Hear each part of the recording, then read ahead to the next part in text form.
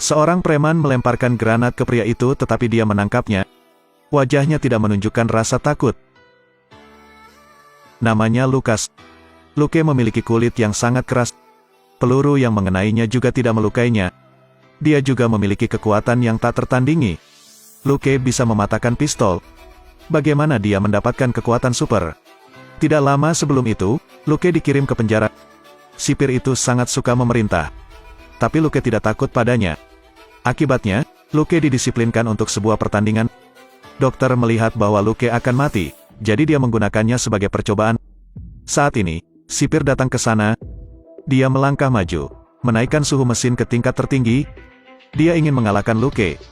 Tapi sebuah insiden terjadi.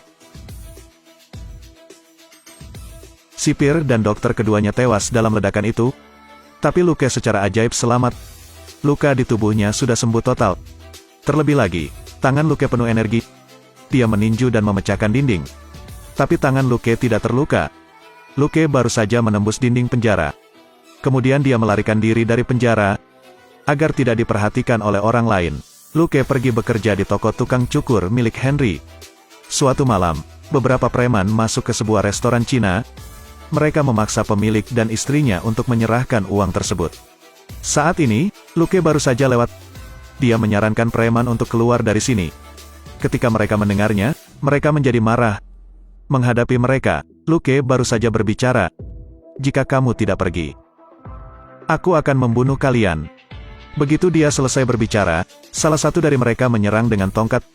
Luke mengangkat tangannya untuk menangkapnya, lalu melemparkannya ke dinding. Seorang pria botak yang tidak takut mati berdiri dan meninju Luke. Akibatnya, lengannya patah. Jeritan kesakitan bergema di seluruh restoran. Selanjutnya, Luke membuangnya seperti kantong sampah. Ketika kaki tangannya melihat ini, mereka melepaskan tembakan. Tapi preman lainnya tertegun.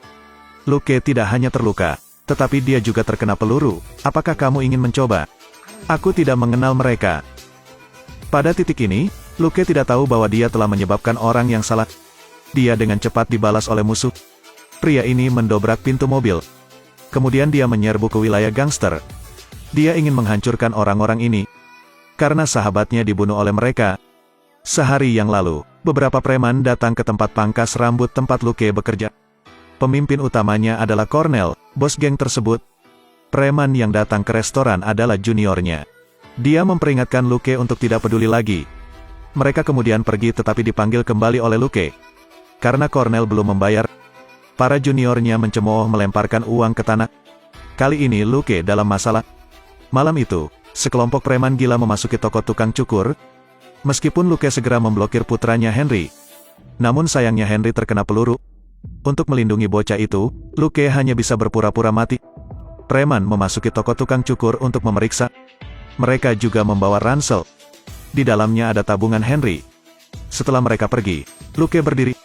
Putra Henry tidak terluka. Tapi dia sekarat. Luke tidak bisa berbuat apa-apa lagi. Pada akhirnya, dia hanya bisa melihat sahabatnya pergi. Setelah itu, Luke sendirian pergi ke tempat Cornell. Dalam perjalanan, dia juga menggunakan pintu mobil untuk menindas satu orang. Luke meninju dinding dan mengeluarkan batang besi. Preman itu seperti semut.